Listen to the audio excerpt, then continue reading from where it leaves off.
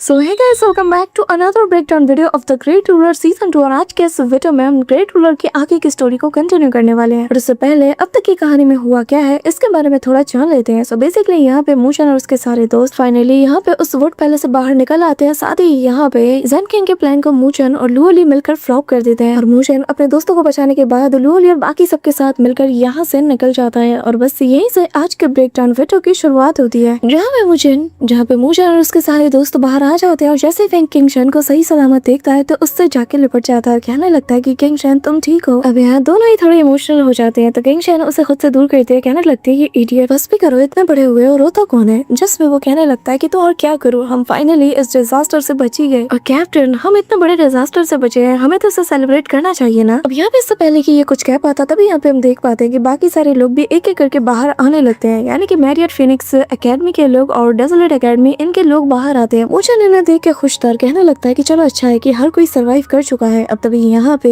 जैसे ही मूशन जिस पेड़ के ऊपर खड़ा था उसको टच करता है ना, जिसके ऊपर उसने अपना मार्क लगाया हुआ था, यानी कि वही डिवाइन गार्ड पपेट की ये जो बॉडी जो कि बहुत बड़े से पेड़ का शेप ले चुकी है, तो यहाँ उसके टच करते साथ ही ये तेजी से ग्लो करने लगती है। अब यहाँ पे लूली कहने लगती है कि अगर हम इसे वापस एक्टिवेट कर पाए ना तो ये बहुत ही अच्छी बात होगी। जिसपे मूशन कहता है कि मैं पूरी कोशिश करूंगा कि मैं इसे वापस एक्टिवेट कर पाऊँ। अब जैसे ही वो यहाँ पे उस मार्क को टच करते हुए उसे एक्टिवेट करने की कोशिश करता है तो उसकी पावर बहुत ही ज्यादा डिम पड़ जाती है, जो देखकर मूशन समझ जाता है कि इसका जो ये मार्क है ना ये पूरी तरीके से डैमेज हो चुका है। इसकी कॉम्बैट पावर भी बिल्कुल ना के बराबर बची है और ये इस वक्त सफर कर रहा है। लेकिन इसके कुछ फंक्शंस अभी भी ऐसे हैं जो कि अपनी पुरानी कंडीशंस में आ चुके हैं। फॉर एग्जांपल, अब ये कहते साथ ही वो यहाँ पे एक पेड़ के छोटे से हिस्से को बाहर निकालता है जो कि अभी भी अपनी ऑरा रिलीज कर रहा था। जैसा देखते साथ ही लोली उसके ऊपर हमला करती है, लेकिन इसका जो डिफेंस था ना वो इतना ज्यादा तगड़ा वाला था, इतना ज्यादा फास्ट था कि लोली का एक अटैक वो जैसे उसे लगता है तो वो सेकंड्स में ही खुद को वापस से हील कर लेता है। जो देखते साथ ही किंग शन खुद भी हैरान थी, मतलब कि ये एक आर्मर की तरह भी काम किया जा सकता है। अब यहाँ पे मूशन कहने लगता है लोली के पास जाके कि मेरे पास लाइटनिंग आउट फिजिक्स है तो मुझे इसकी कोई जरूरत नहीं। लोली कहने लगती है कि हाँ, और ये मेरे स्टाइल को भी सूट नहीं करता। जो फैंग कहने लगता है कि कैप्टन, वाइस कैप्टन, अगर तुम दोनों को बुरा न लगे तो क्या मैं इसे रख सकता हूँ, मुझे ये बड़े काम की लग रही है। जो सुनकर मूशन उसे उसकी तरफ बढ़ा देता है। फैंग जैसे इसे हाथ में लेता है ना तो वो काफी ज्यादा एक्साइटेड था, पर तभी उसकी नजर जाती है किंग शन पे। तभी उसके मन में ये ख्याल आता है कि एक बार किंग शन से भी पूछ लेना चाहिए, लेकिन वो यहाँ पे कहने लगती है कि जब तक तुम मुझे हो यहाँ पे प्रोटेक्ट करने के लिए मुझे इसकी क्या जरूरत। ये सुनकर किंग शन स्माइल करता है, फिर उसे अपने पास रख लेता है। अब सडनली इनके आसपास थोड़ी सी एनर्जी फ्लक्चुएशन बढ़ जाती है और इन्हें नजर आता है कि एक मीडियम साइज का जो डिवाइन वुड प्लग है वो हवा में फ्लोट कर रहा है। जिसे देखकर मूशन को कुछ भी समझ नहीं आता, लेकिन जैसे वो अपने हाथों में लेता है अपना डिवाइन सेंस इसके अंदर भेजता है तो उसे इसकी थोड़ी सी मेमोरी दिखाई देती है कि आखिर जो जेन किंग था आखिर उसका असली मकसद क्या था। अब यहाँ पे जहाँ पे वो देख पाता है कि वो जो पैलेस था उसके अंदर से उड़ते हुए ये बाहर जाकर एक बहुत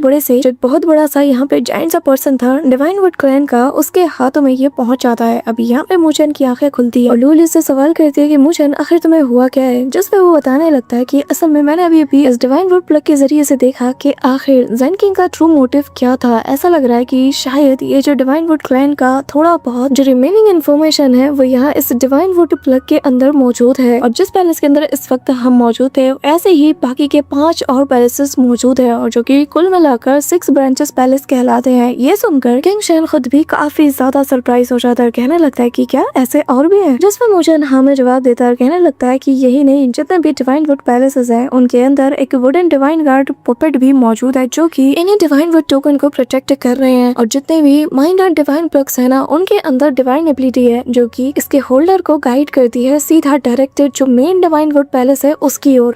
जैसे ये लोग सुनते हैं मेन डिवाइन वुड पैलेस तो यहाँ पे किंग शन कहने लगती है कि पर आखिर ये जगह है क्या और यहाँ पे जाने का फायदा क्या है। जिसपे मूशन बताने लगता है कि शायद यहाँ पे काफी अमाउंट में कल्टीवेशन आर्ट्स, स्पिरिचुअल आर्टिफैक्ट्स, और तभी वो लूली की तरफ देखते हुए कहने लगता है कि 9 सन्स डिवाइन लिंग्जी ये भी हो सकते हैं। यहाँ पे लूली समझ आती है कि मूशन क्या कहना चाहता है। तभी यहाँ पे मूशन अपनी टीम को बताने लगता है कि पर मुश्किल ये है कि ऐसे ही 5 और डिवाइन टोकन्स होंगे जो कि बाकी सबके पास होंगे और मुझे लगता है कि हमारे अलावा बाकी लोगों को भी ये अपॉर्चुनिटी मिली होगी। और जिसका मतलब ये है कि बस वक्त की बात है और जिसके बाद हमें उनका सामना करना ही होगा। और जाहिर है जिनके पास भी ये टोकन्स होंगे वो लोग कोई आम पर्सन नहीं होंगे, लेकिन फिलहाल के लिए हम कुछ नहीं कर सकते। चुपचाप इंतजार करने से बेहतर यही है कि हमें उनका सामना करने से पहले खुद को जल्द से जल्द स्ट्रॉन्ग बनाना ही होगा। यहाँ पे ये सुनते साथ ही जो किंग शन है वो कहने लगती है कि श्या हुआ और बाकी सब ने तो ऑलमोस्ट हमें जान से मार ही दिया था, और अगर हमारा अगला दुश्मन इससे भी ज्यादा खतरनाक हुआ तो अब तभी यहाँ पे इसके रोंगटे खड़े होने लगते हैं। तभी यहाँ पे फैंग कहने लगता है कि हाँ तुमने सही कहा, हम लगातार इनके ऊपर बर्डन नहीं बन सकते। जिस पर लूली कहने लगती है कि ये सब छोड़ो, एटलीस्ट हमें डिवाइन स्पेशल फ्रूट तो मिला, यही हमारे लिए इनफ है। यहाँ पे मोशन भी उसकी हाँ में हाँ मिलाता और कहने लगता है कि बिल्कुल तुमने सही कहा, तो चलो अब देखते हैं कि आखिर हमें क्या मिला है। लेकिन उससे पहले हमें कल्टीवेशन के लिए एक बेहतर जगह ढूंढनी होगी और जिसके बाद ही हम आगे की प्लानिंग करेंगे और जो फ्रूट हमें मिला है इसका यूज करते हुए हम सबसे पहले ब्रेक थ्रू करने की कोशिश करेंगे। यहाँ पर मोशन के हाथ में वो फ्रूट मौजूद था, लेकिन साथ ही जो एकेडमिक टोकन था ना, अचानक से वो फेड होने लगता है, जो देखकर किंग शन कहने लगती है कि कैप्टन जरा इसे देखो, ये एकेडमिक टोकन को क्या हो रहा है। जिसपे फेंग भी कहने लगता है कि शायद इसका मतलब ये है कि अगर हम ज्यादा देर भी यहाँ पे रुकते हैं ना तो सारे पॉइंट्स जो हमने कलेक्ट किए हैं वो सारे ऐसे ही डिसअपीयर हो जाएंगे। जिसपे लूली कहने लगती है कि हमें कल्टीवेट करते दौरान खुद को हाइड करके भी रखना होगा, क्योंकि अगर हमने कोई भी पॉइंट्स लिया और हम ऐसे ही रैंकिंग्स में एंटर हुए तो फिर तो हमारे लिए मुश्किलें बढ़ जाएंगी और ज्यादा मुसीबतें हमारा पीछा करते हुए आ जाएंगी। जिसपे फेंग कहने लगता है कि हम ऐसे ही क्विट नहीं कर सकते और ना ही ऐसे ही पॉइंट्स को जाया होने दे सकते, हमने इनके लिए कितनी ज्यादा मेहनत की है। जिसपे मोशन कहने लगता है कि चिंता मत करो, जो अपॉर्चुनिटी हमें मिली है उसका सामना हम जल्दी अपडेट करने वाले हैं और हम पीछे नहीं हट रहे हैं। अब तभी यहाँ पे वो अपने पास से इस टोकन को बाहर निकालता है, जिसके अंदर जो पॉइंट्स है वो गैदर होने लगती है और वही दूसरी तरफ बाकी सारे लोगों के पॉइंट्स भी हमें यहाँ पे दिखाए जाते हैं, जिनमें जो मैरियट फिनिक्स स्पिरिचुअल एकेडमी का कैप्टन वैन किंग शुआन है उसकी जो पॉइंट्स है ना वो सबसे ज्यादा थे। जिसके बाद नंबर 2 पे आती है saint spiritual academy with captain Ji Xuan और थर्ड पे आता है saint spiritual academy with captain Kaugen. यहाँ पे जी शुआन और उसके टीममेट्स जब ये देखते हैं ना कि भाई शिया वो की टीम डिसअपीयर हो चुकी है और यहाँ लीडर बोर्ड पे मूचैन की टीम का नाम है, तो भाई उनके होश उड़ जाते कि आखिर ऐसा कैसे हो सकता है। यहाँ पे मूचैन का नाम सुनते साथ ही जो जी शुआन है उसे तो काफी ज्यादा गुस्सा आता है और वो मन में कहने लगता है कि फाइनली अब हमारे मिलने की बारी आ चुकी है। अब तभी यहाँ पे हम देख पाते हैं कि होली सन्स में से एक आ जाता है और वो आते साथ ही यहाँ पे जो बाकी सारे साथी थे ना जी शुआन के, उनको डराने लगता है, कहने लगता है कि क्या हुआ, डर गए, बस इतने में तुम्हारी हो गई। पर ये सब छोड़ो, मुझे ये बताओ कि आखिर इतनी इमरजेंसी में मुझे क्यों यहाँ पे बुलाया गया है, वो भी इतना जल्दी मैसेज पहुंचा के। अब गाइस यहाँ पे मैं बता दूं कि ये बंदा असल में जी शुआन की तरह होली सन्स में से ही एक है और यहाँ पे वो जैसे जी शुआन से ये सवाल करता है ना तो जी शुआन उसे पलट के जवाब देते हुए कहता है कि क्या तुम अंधे हो, तुमने देखा नहीं कि लीडर बोर्ड में शिया हुआ और उसकी टीम पूरी तरीके से डिसअपीयर हो चुकी है और नॉर्दर्न हेवन की टीम का नाम लीडर बोर्ड में दिख रहा है, मतलब कि शिया हुआ की टीम को नॉर्दर्न हेवन की टीम ने एलिमिनेट किया है। जिसमें वो कहने लगता है कि हाँ तो इसमें मैं क्या करूँ, वो है ही यूजलेस, उससे 5 ग्रेट अकेडमीज में से सबसे कमजोर अकेडमी नॉर्दर्न हेवन अकेडमी तक संभाली नहीं गई, वो इतना बड़ा वाला यूजलेस है। मैं तो कहता हूँ कि अच्छा ही हुआ उसके साथ जो कुछ हुआ है, एटलीस्ट जो होली सन का स्लॉट है वो खाली हो गया और उसकी जगह अब कोई ढंग का बंदा यहाँ पे आएगा। ये सुनकर यहाँ पे जी शुआन भी स्माइल करता है, कहने लगता है कि हाँ बात तो तुमने सही कही है, वैसे भी वो एक नंबर का यूजलेस ही था। लेकिन तभी यहाँ पे वो बंदा कहने लगता है कि वैसे एक बात बताओ, क्या तुमने मुझे नॉर्दर्न हेवंस के खिलाफ टीम अप करने के लिए बुलाया है? ये मत कहना कि तुम सच में इतना स्टूपिड सा प्लान करने वाले और तुम्हें खुद पे यकीन नहीं, क्योंकि जहाँ तक मुझे पता है हम दोनों एक दूसरे के इतने भी क्लोज नहीं है, ठीक है ना। यहाँ पे तभी जी शुआन उससे कहने लगता है कि जानना चाहोगे कि आखिर मैं मूचैन के बारे में इतनी ज्यादा केयर क्यों करता हूँ, क्यों उसकी पल पल की खबर रखता हूँ, क्यों उसे एलिमिनेट करने के लिए इतना ज्यादा डेस्परेट हूँ। जिसपे वो कहता है कि हाँ शायद स्पिरिचुअल रोड पे जो तुम्हारा थोड़ा सा इसके साथ बिजनेस था वो तुम्हें अभी भी परेशान करता है, शायद इसीलिए। चलो कोई बात नहीं, मैं अपने आप को थोड़े वक्त के लिए तुम्हारे साथ इन्वॉल्व कर सकता हूँ ताकि मैं भी एंटरटेन होता रहूँ। वैसे भी यहाँ पर मुझे कोई ठीक ठाक बंदा भी नहीं मिला अब तक। फिर जी शुआन उसे कुछ भी नहीं कहता और तभी सीन शिफ्ट होता है, हम एक मिस्टीरियस से केव के अंदर यहाँ पे पूरी की पूरी हमारी नॉर्दर्न स्पिरिचुअल एकेडमी की टीम को देख पाते हैं, जहाँ पे जैसे ही अपनी रैंकिंग्स को टॉप 10 में देखते हैं ना, फेंग और किंग शन दोनों यहाँ पे बहुत ज्यादा एक्साइटेड हो जाते हैं। तभी यहाँ पे फेंग कहने लगता है कि अगर हम लोग यहाँ उनसे इतने दूर न होते तो शायद अब तक सेंट स्पिरिचुअल एकेडमी का कोई ना कोई बंदा तो आकर हमें धर लेता। तभी यहाँ पे जैसे ये लोग जी शुआन का नाम देखते हैं ना, तभी यह अपने कैप्टन यानी कि मूचैन से पूछने लगता है कि वैसे एक बात बताइए, आखिर आपके और जी शुआन के बीच में स्पिरिचुअल रोड में ऐसा क्या हुआ था कि जिसके चलते आप दोनों एक दूसरे की जानी दुश्मन हो? क्या कोई ट्रेजर की वजह से फाइट हो रही थी या फिर कोई लड़की की बात थी? ये सुनते साथ ही लूली कहने लगते कि अच्छा तो तुम और जी शुआन एक लड़की के लिए फाइट कर रहे थे। जिस पर मूचैन कहने लगता है कि यार तुम लोग चुप हो जाओ, सिर्फ लूली को पाने के लिए, उसके करीब जाने के लिए मैंने ऑलमोस्ट अपनी जिंदगी गवा दी थी।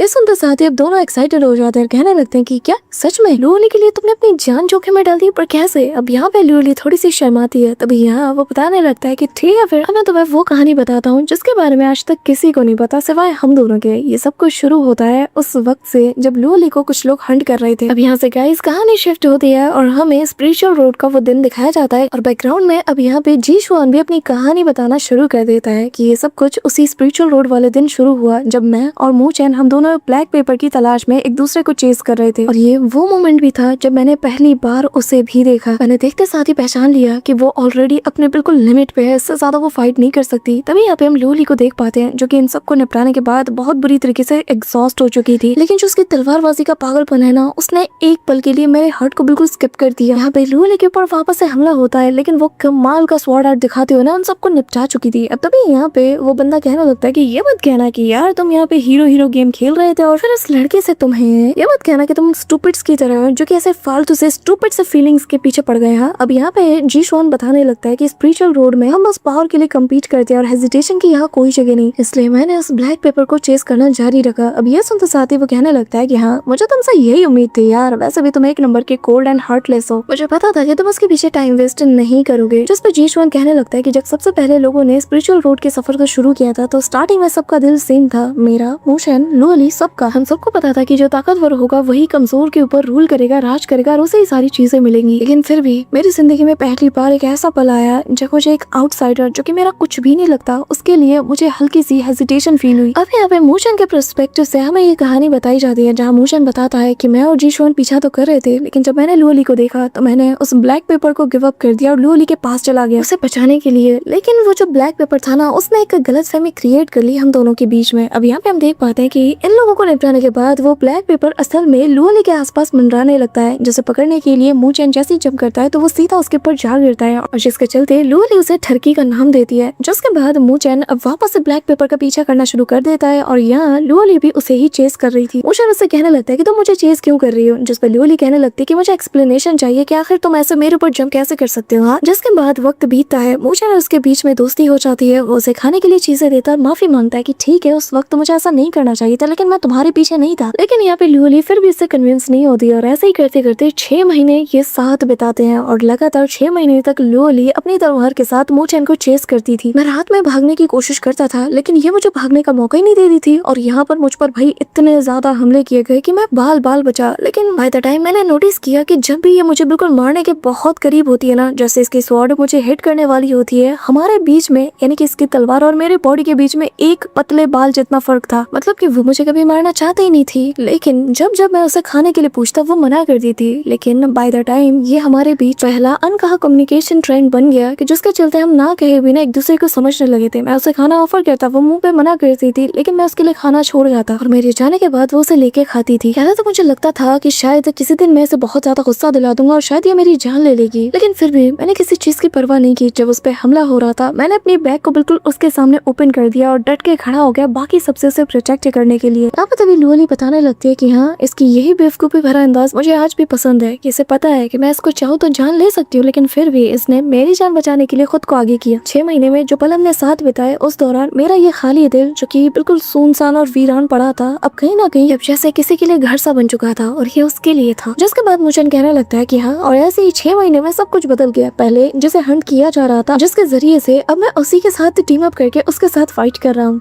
अब तभी जी शॉन अपनी कहानी बताने लगता है कि मेरे दिल में वो जो हलचल पैदा हुई थी मैं उसके लिए उसकी तलाश में निकल पड़ा, जहाँ मुझे पता चला कि ये दोनों अब एक दूसरे को कहीं ना कहीं पसंद करने लगे हैं। इनके बीच में जो कोल्डनेस थी वो जा चुकी है, इनके दिलों में जो खाली जगह थी वो एक दूसरे से भर चुकी है। रही बात मेरी हेजिटेशन की तो वो तो मैं न जाने कब का पीछे छोड़ चुका हूँ। इसके बाद मैंने अपना अलग रास्ता अपनाया, एक ऐसा रास्ता जो कि पहले से ज्यादा स्ट्रॉन्गर था, एक ऐसा रास्ता जो कि पहले से ज्यादा प्योर था, एक ऐसा रास्ता जो कि मुझे उनसे अलग बनाता है। अब तभी यहाँ पे तीनों एक साथ बताने लगते हैं कि हमारा रास्ता उस मोमेंट के साथ ही शुरू हो चुका था। अब जैसे यहाँ पे फेंग इन दोनों की कहानी सुनता है तो वो कहने लगता है कि अच्छा तो आप दोनों के बीच असल में ऐसा बॉन्ड है, जिसमें मोशन बताने लगता है कि हाँ एक ऐसा बॉन्ड कि जिसमें चाहे हार्डशिप जितनी भी क्यों ना हो, चाहे कितनी भी मुश्किलें क्यों ना आए, चाहे जितनी भी परेशानी हमें क्यों ना हो, लेकिन हम हमेशा एक दूसरे के साथ रहेंगे और यही वो बॉन्ड है हमारे बीच कि जिसे हम सबसे ज्यादा ट्रेजर करते हैं। हमारे बॉन्ड में कभी भी मैं नहीं है, इस रिलेशनशिप में मैं नहीं है, इसमें हम हैं। अब फेंग और किंग शॉन को जब ये सुनते हैं ना दोनों को भाई गूज़बम्प आने लगते हैं। तभी यहाँ पे पीछे से आवाज आती है मेरा फेवरेट पर्सन के, वो कहना लगता है कि अच्छा तो मतलब कि मैं बिल्कुल सही समय पे आया हूँ जब तुम अपने प्यार को जाहिर कर रहे हो। हाँ यहाँ पे लियो जिंग बाहर आता है। अब उसे देखते साथ ही मोशन से कहने लगता है कि यार डिवाइन वुड पैलेस तो पूरी तरीके से बर्बाद हो गया, मुझे अफसोस है कि इसके अंदर तुम मारे नहीं गए। जिस पे वो कहने लगता है कि अच्छा तो तुम शुरू से यही चाहते थे कि बस कैसे ना कैसे करके मैं एलिमिनेट हो जाऊँ। हाँ यही तुम्हारा शुरू से प्लान था। अब तो तुम चाहोगे कि मैं मर जाऊँ क्योंकि तुम चाहते ही नहीं हो कि जो स्पिरिचुअल रोड में तुम्हारे साथ किस्से हुए हैं वो मैं किसी और को बताऊँ, है ना। जिसमें मोशन उससे माफी मांगकर कहने लगता है कि वैसे ब्लड क्लैमिटी के दौरान मैंने तुम्हारे साथ गलत किया, मुझे नहीं करना चाहिए था। जिसमें लियो जिंग खुद भी हैरान और कहने लगता है कि चलो एटलीस्ट तुम्हें एहसास तो हुआ तुमने तब गलत किया था और तुम्हें ऐसा नहीं करना चाहिए और ये अलग मैटर है। इस बार तुमने डेजोलेट स्पिरिचुअल एकेडमी और मेरे लोगों की जान बचाई है, इसलिए मैं तुम्हारा एहसान नहीं रखना चाहता और मैं इसे लौटाना चाहता हूँ। तब चुपचाप मुझे फॉलो करो। मोशन पूछने लगता है कि पर कहाँ। जिसपे वो कहने लगता है कि बहुत ही सीक्रेट जगह, मैं हर हर किसी को नहीं बता सकता, चलना है चलो नहीं तो फिर छोड़ो। अब यहाँ पे मोशन अपनी टीम को भी चलने को कहता है, लेकिन मिस स्लोली कहने लगती है कि तुम अकेले जाओ, क्योंकि जो लियो यिंग है वो बहुत ही ज्यादा प्राउड नेचर का है और इस वक्त वो तुम्हारे फेवर को उतारना चाहता है और मुझे नहीं लगता कि ये सबके सामने करना सही होगा, तो तुम अकेले जाओ, हम लोग अपना यहाँ ख्याल रख लेंगे। जिसपे मोशन ये सुनकर यहाँ से चला जाता है। वहीं दूसरी तरफ जी शुआन का मजाक उसका दोस्त उड़ाने लगता है और कहने लगता है कि क्या प्योर है पर तुम्हारा पैथ ज्यादा प्योर है, हाँ दिख रहा है कितना प्योर है, तुमने तो हर एक चीज मुमकिन की। मोशन के अगेंस्ट इतनी सारी प्लॉटिंग की कि बस जैसे तैसे करके उसे एलिमिनेट कर दिया जाए, ताकि बस स्लोली कैसे न कैसे करके तुम्हें मिल जाए। तुम कह रहे हो कि तुम्हारा पैथ प्योर है, और जब वेन किंग शुआन ने तुम्हारे से वो टाइटल ले लिया तो एटलीस्ट मोशन के पास एक खूबसूरत लेडी तो थी, कुछ तो उसे मिला, तुम्हें क्या हाथ लगा। अब तभी जी शुआन हंसता है, कहने लगता है कि फाइनली यहाँ पे तभी उसे भी फील हो जाता है कि कोई तो यहाँ पे आ चुका है। वो चिल्लाते हुए कहता है कि आखिर वो कौन चूहा है जो कि यहाँ सेंट स्पिरिचुअल एकेडमी की जासूसी कर रहा है। यहाँ पे तभी हम मोयो को देख पाते हैं, जो कि असल में स्पिरिचुअल एनर्जी डिजास्टर पे और ये एकेडमिक अलायंस का हिस्सा है, जो कि कहने लगता है कि मैंने उम्मीद तो नहीं किया था कि मुझे इतने कमाल की स्टोरी सुनने को मिलेगी। और तभी वो उनके सामने आकर कहने लगता है कि गुस्सा होने की जरूरत नहीं है, मैं तो यहाँ पर एक बहुत ही अच्छा प्रपोजल लाया हूँ। जिसपे जो दूसरा बंदा था वो कहने लगता है कि क्या एक ऐसा फैक्शन जो कि गद्दारों से मिलकर बनाया है, हम उसका सुने, तुम्हारे जैसे लोगों की यहाँ कोई जगह नहीं। जिसपे वो कहने लगता है कि अरे जेंटलमैन, जो the great spiritual academic tournament है ये ऑलरेडी आधा रास्ता क्लियर कर चुका है। अब हम इस टूर्नामेंट के आधे से ज्यादा सफर को कवर कर चुके हैं। अब यहाँ लोगों को हंट करके उनके पॉइंट्स को चुराना, ये मेथड अब काम नहीं आने वाला, क्योंकि अब यहाँ पर हमें असली खेल खेलना होगा। जिस पे जी शुआन कहने लगता है कि हाँ बात तो तुम्हारी सही है। और तभी वो कहने लगता है कि उनकी प्लेस 9th है और 9000 पॉइंट के साथ हैं वो लोग, जिसका मतलब वो लोग हमसे बहुत बहुत ज्यादा दूर हैं। जिस पे यहाँ मोयो भी कहने लगता है कि हाँ, और उनके लिए उतनी दूरी से ट्रैवल करके हम तक आ पाना ये बहुत ही ज्यादा मुश्किल है। जिस पे जी शुआन कहता है तो फिर थर्ड प्लेस के बारे में क्या कहना है, क्योंकि इनके पास 22,000 पॉइंट्स है और जिसका मतलब बस एक स्टेप हमसे दूर है। जिस पे वो कहने लगता है कि हाँ यहीं से तो असली बिजनेस शुरू होता है। अब जैसे ही थर्ड प्लेस का नाम सुनता है ना, तो यहाँ पे जो बॉस का हुआ है वो कहने लगता है कि आखिर तुम कहना क्या चाहते हो। जिस पे वो कहने लगता है कि क्या तुम्हें ये लोग याद है, और तभी चुटकी बजाते यहाँ पे काफी सारे लोगों की बॉडी हवा में यहाँ पे फ्लोट होने लगती है, जिन्हें देखते साथ ही भाई यहाँ पे वो समझ आता है कि यहाँ पे जी शुआन और इसने मिलकर इसकी फील्डिंग सेट करके रखी है, और वो यहाँ पर जी शुआन के ऊपर भड़कते हुए उसके ऊपर दे दनादन हमले करने लगता है। एक के बाद एक स्लैश अटैक करता है, लेकिन जी शुआन को एक पड़ता भी नहीं है। यहाँ पे बेसिकली जो जी शुआन है उसने जानबूझ के उसे यहाँ पे बुलाया था किसी इंपॉर्टेंट मैसेज के बहाने, और इस दौरान जब तक वो यहाँ बिजी था, मीनवाइल यहाँ पे जो बाकी सारे लोग थे ना उसके अलायंस के, वो लोग यहाँ पे इसकी टीम को फॉर्म करके अपने पॉइंट्स को बढ़ा रहे थे, और ये चीज उसे पसंद नहीं आती। लेकिन यहाँ पे भाई जी शुआन बहुत ज्यादा स्ट्रॉन्ग है, लिटरली वो सिंगल हैंडली उसके हर एक मूव से डॉज कर पा रहा था। अब तभी यहाँ पे फ्रस्ट्रेट होकर वो कहने लगता है कि जी शुआन आखिर तुमने ऐसा क्यों किया, हाँ तुमने जो कुछ भी किया ठीक नहीं था। तुम्हें क्या लगता है कि ये सब कुछ करके तुम मुझे कमजोर साबित कर सकते हो, हाँ ये सब कुछ करके तुम क्या उखाड़ लोगे मेरा, अभी तो मैंने अपना बेस्ट दिया भी नहीं है, और तुम्हें लगता है कि ये मामूली से डॉजिंग के जरिए से तुम मेरे सेंटली ऑरा गार्ड को डिस्ट्रॉय कर सकते हो, उसे ब्रेक कर सकते हो। अब वो हवा में जंप करते हुए जी शुआन के ऊपर हमला करने जाता है, बट सडनली यहाँ पे वो मिस्टीरियस पर्सन यानी कि मोयो आते साथ ही अपना हाथ ना इसके शरीर के आर पार घुसा देता है। यहाँ पे जिस ऑरा गार्ड पे से इतना ज्यादा घमंड था, यहाँ पे उसे चकनाचूर कर दिया जाता है, और तभी वो लड़खड़ाते हुए आवाज में कहता है कि तुमने ऐसा ठीक नहीं किया। पॉइंट्स के लिए लड़ना अलग बात है, लेकिन तुमने अपने ही एक साथी को मार दिया है, अपने ही तरह एक और होली सन को तुमने मौत के घाट उतार दिया। ग्रैंडपा कभी भी तुम्हें जाने नहीं देंगे। उस पे वो पलटता है और कहने लगता है कि तुम्हें क्या लगता है कि ग्रैंडपा को तुम्हारी परवाह है या मेरी परवाह है? बिल्कुल नहीं, उन्हें तो बस अंजाम से मतलब है, वो अंजाम जिसके लिए उन्होंने सब कुछ दांव पे लगा दिया। तुम्हारे जैसे यूजलेस होली सन का ना होना ही बेहतर है, और वैसे भी उनके लिए एक ही इनफ है, और वो एक मैं हूँ जो कि साइंस स्पिरिचुअल एकेडमी को आगे चल के लीड करेगा, समझे। अब तभी मोयो आगे आता है, रात साथ ही कहता है कि तो जेंटलमैन क्या अब हम अपनी बिजनेस के बारे में थोड़ा डिस्कशन कर लें। वही दूसरी तरफ यहाँ पे हम लियो जिंग को देख पाते हैं, जो कि यहाँ मूचेन को अपनी सारी कहानी बता देता है, जो कुछ भी डिवाइन स्पिरिचुअल रोड में हुआ था, साथ ही डिवाइन स्पिरिचुअल माउंटेन के साथ जो उसका पुराना कर्जा था उसके बारे में भी वो सब कुछ बता देता है, और कहता है कि मुझे जितना पता था मैंने यहाँ पे तुम्हारे सामने जाहिर कर दिया, जिसका मतलब हम इवन हुए, ना तुम्हारा मुझ पे कोई एहसान ना ही मेरा तुम्हारे ऊपर कोई एहसान। अब यहाँ पे वो हंसता है। मूचेन उससे कहने लगता है कि मैं जानता हूँ कि तुम यहीं पर नहीं रुकने वाले हो, आगे का प्लान क्या है। लियो जिंग बताने लगता है कि हाँ बिल्कुल मेरा आगे का प्लान तो है, लेकिन डेजोलेट स्पिरिचुअल एकेडमी कभी भी इतने सारे टफ कॉम्पिटिटर्स का एक साथ सामना नहीं कर सकती, और ना ही मेरी टीम अब हैंडल कर पाएगी आगे के जितने भी हार्डशिप्स हैं। लेकिन अगर बात अमरा चैम्बर्स ऑफ कॉमर्स के इंटरेस्ट की जाए ना कि उनका इंटरेस्ट किस में है, तो मेरे ख्याल से हम फ्यूचर में आगे चलकर और भी एलाई को ढूंढ सकते हैं। तुम बताओ तुम्हारा क्या इरादा है। मूशा ऐसे बताने लगता है कि फिलहाल के लिए तो हम लोग यहाँ पे खुद को सबकी नजरों से छिपकर सर्कुलेशन में अपनी कल्टीवेशन को बढ़ाने में लगे हुए हैं, और मेनली टारगेट यही है हमारा। जिसमें वो कहने लगता है कि इसका कोई फायदा नहीं है, तुम जानते हो ना, क्योंकि ऑलरेडी तुम लोग टॉप 10 की रैंकिंग में आ चुके हो, जिसका मतलब लोग तुम्हारे पीछे पागलों की तरह पड़े होंगे। जिसमें मूशा कहता है कि मैं यही तो चाहता हूँ। साथ ही अगर तुम्हें लोग मिले ना तो उनके बारे में मेरा जिक्र जरूर करना, और मेरे बारे में तुम जितना चाहो उतना रूमर्स फैला सकते हो। अब यहाँ पे ये सुनकर लियो जिंग खुद भी हैरान था, बट इससे पहले कि वो कुछ कह पाता तभी यहाँ पे मैरियट फिनिक्स एकेडमी की जो कैप्टन तांग मेयर सुपीरियर है वो आ जाती है। उसे आता हुआ देख कर ना लिू जिंग यहाँ से चला जाता है क्योंकि उसका बिजनेस यहाँ पे खत्म हो चुका है। अब यहाँ पे जैसे ही मूचन कहता है ना कि अपना ख्याल रखना, तो वो कहने लगता है कि हमारे बीच का जो बॉन्ड है भी खत्म नहीं हुआ है, क्या पता हम दोबारा भी मिल सकते हैं। जिसमें मूचन कहता है कि ठीक है फिर अपना और ज्यादा ख्याल रखना और यहाँ ज्यादा पॉइंट्स कलेक्ट मत करना, ऐसा ना हो कि दोबारा मिलने से पहले ही लोग तुम्हारा शिकार कर ले। अब तांग मेयर भी मूचन का शुक्रिया अदा करने के लिए आई थी क्योंकि उसके चलते ही उसके लोगों की जान बच पाई है। तो मूचन उससे कहने लगता है कि मुझे थैंक्स की जरूरत नहीं है, अगर वाकई में तुम कुछ करना चाहती हो तो क्या मेरे ऊपर एक फेवर कर सकती हो। जिसमें वो पूछते है कि क्या। मूचन स्माइल करता है और कहने लगता है कि बहुत आसान है। तभी थोड़ी देर बाद का हम सीन देख पाते हैं जहाँ पे फेंग किंगशन और लुओली को कहानियां सुना रहा था और बताने लगता है कि अगर कैप्टन की स्टोरीज ऐसे ही फेमस हो गई ना तो फिर तो क्या ही कहने, मुसीबत है तो फिर चारों ओर से उन्हें घेर लेंगे। अब इससे पहले कि वो कुछ और कह पाता तभी मूचन पीछे से आके उसके कंधे पे हाथ रख देता और कहने लगता है कि हाँ कहानियां ऐसी फैलती हैं, कौन सा हम बताने जा रहे हैं किसी को, क्यों है ना, हवा में बात उड़ के पहुंच सकती है किसी के कानों में। मैं थोड़ी कह रहा हूँ कि मैं बताऊंगा। और ये सोचो ना कि तुम्हारा नाम कितना फेमस होगा जब लोग तुम्हारी स्टोरीज का सुनेंगे। जिस पे मूचन कहने लगता है कि हाँ और इसीलिए तो मैं चाहता हूँ कि ये मौका तुम्हें मिले ताकि जब ये बात तुम्हारे पेरेंट्स के कानों तक पहुंचे तो उन्हें भी तुम पर काफी ज्यादा प्राउड फील हो। अब ये सुनकर वो कंफ्यूज होता है कि है मेरे लिए मेरे पेरेंट्स खुश होंगे ऐसा क्या। जिस पे लुओली और किंग शॉन कहने लगते हैं कि शायद ये सब कुछ फेम से रिलेटेड होगा, अगर तुम्हारा नाम होगा तो तुम्हारे पेरेंट्स को पता चलेगा ना कि उनका बेटा कितना काबिल वाला है। ये सुनकर भाई फेंग के पैरों तले जमीन खिसक जाती है और वो रोते हुए गिड़गिड़ाते हुए कहता है कि कैप्टन ये मत कहना कि तुमने वापस से मेरे नाम का गलत यूज किया है, मेरे नाम का गलत इस्तेमाल हो रहा है, मैं इस बात को जाने नहीं दूंगा। जिसपे वो कहने लगता है कि अरे चिंता मत करो, कैप्टन तांग मेयर सब कुछ संभाल लेगी। अभी यहाँ पे भाई फेंग का चेहरा देखने लायक था और वो रोने लगता है और कहने लगता है कि नहीं ऐसा नहीं हो सकता। मूचन कहता है कि बस देखते जाओ, अब बहुत ही जल्द पूरी दुनिया में ना तुम्हारा नाम गूंज उठेगा। अब तभी यहाँ पे वो रोने लगता है और सभी लोग हंस रहे थे। वहीं दूसरी तरफ हम वेइवू को देख पाते हैं जो कि यहाँ पे डेस्परेट थी मूचन को हंट करने के लिए और कहने लगती है कि मूचन के बच्चे एक बार तो मेरे हाथ लग जा फिर मैं तुझे दिखाती हूँ। तभी पीछे से लिऊ जिंग आ जाता है और कहने लगता है कि इतना ज्यादा भड़कने की कोई जरूरत नहीं, तुम भूलो मत कि उसने तुम्हारे लिए क्या किया है। जिसपे वो कहने लगती है कि जस्ट कॉज उसने मेरी जान बचाई है, इसका मतलब ये थोड़ी है कि स्पिरिचुअल रोड में मेरे साथ जो हुआ है मैं भूल जाऊंगी। इस ठरकी को तो मैं सबक सिखा के रहूंगी, इसकी सारी ठरक उतार के रख दूंगी। जिसपे वो कहने लगता है कि अच्छा शियाओ और किंग्स इसका कुछ नहीं बिगाड़ पाए, अगर तुम्हें लगता है कि तुम अकेले अपने दम पर कुछ कर सकती है तो जाओ हेड ऑन हेड फाइट कर लो, मैं इवन की उसकी लोकेशन तक तुम्हें बता सकता हूँ। जिसपे वो कहने लगते है कि तो तुम चाहते क्या हो, मैं ऐसे इस मैटर को जाने दूं। जिसपे वो कहने लगता है कि अरे तुम बिल्कुल सही बंदे के पास आई हो, अब हम क्या करेंगे इसके सारे कारनामों का ना ऐसे इतना बड़ा सा क्लस्टर बनाएंगे कि चारों तरफ इसे फैला देंगे, इसके बारे में ऐसे ऐसे रूमर्स बनाएंगे कि हर एक कान सुनने पे मजबूर हो जाए और जिसके बाद इसे इतना ज्यादा फेमस बना देंगे कि हवा तक